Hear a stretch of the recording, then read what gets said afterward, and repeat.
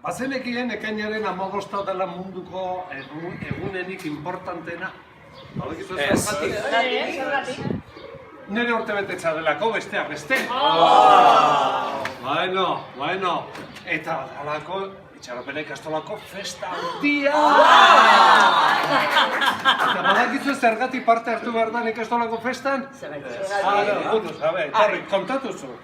Nik entzun dut egongo dela. Eskolaz kanpokoak aurkeztuko dizkigute, egin dituzten lanak urtsuan zehar, gero gurasoak uste dut animatuko direla eta montatuko dutela zerbait beraien artean, eta horrez gain, DBH laukoak ere badakizu Dinamarkan egon direla, ez? Bertako esperientzian ateratako argazkiak eta erakutsiko dizkigute, eta beste gauza pillo ere, orain ez dugu gogoratzen, baina gauza pillo. Bai, ni bai.